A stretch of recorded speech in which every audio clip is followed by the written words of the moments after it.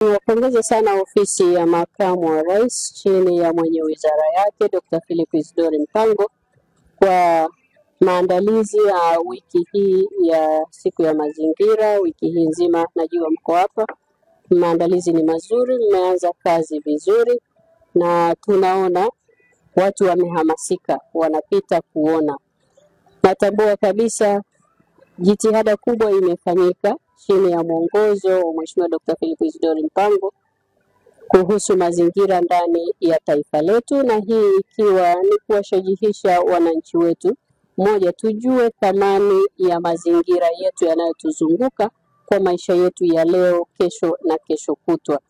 Wanasema sisi tulikuta mazingira mazuri, basi na sisi tuyatunze ili tuwarithishe watoto wetu. Mazingira ni kitu muhimu sana. Hakuna asiyetambua jinsi ambavyo sasa dunia inaathirika na mabadiliko ya tabia nchi. Hayakuja hivi hivi, yalikuja tuliposhindwa kuyatunza na kuyalinda mazingira yetu. Ndio maana sasa tunachukua hatua hizi ili tuweze kuyalinda na tufanikiwe kwa pamoja.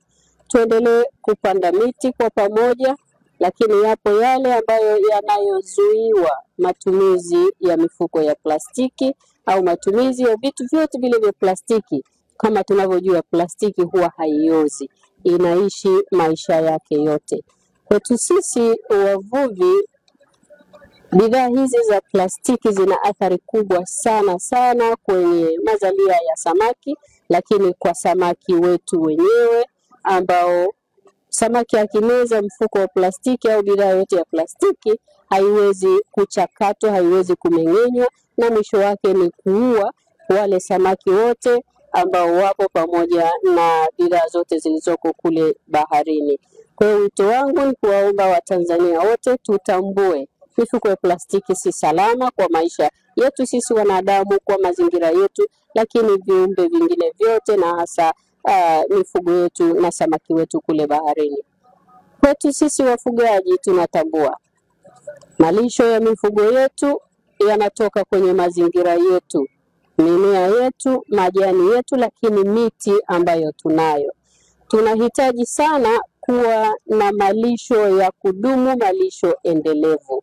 Lazima tuchukue hatua sasa. Ndio maana Wizara ya Mifugo na Uvuvi tumekuja na uhamasishaji wa kila mfugaji kuwa na eneo lake kwa ajili ya kuanzisha malisho, ili sasa tuishi kwa urafiki kati ya misitu yetu pamoja na sisi wafugaji. Nimalizie kwa kumpongeza sana Daktari Samia Suluhu Hassan, kazi kubwa ameifanya. Yeye ni mwana mazingira. Unajua ameshakaa wizara hii au ofisi ya makamu wa rais, alianza kazi nzuri mpaka sasa akiwa ni rais wa Jamhuri ya Muungano wa Tanzania, anaifanya kazi nzuri ya utunzaji na ulinzi wa mazingira yetu, lakini uhamasishaji kwenye kupanda miti.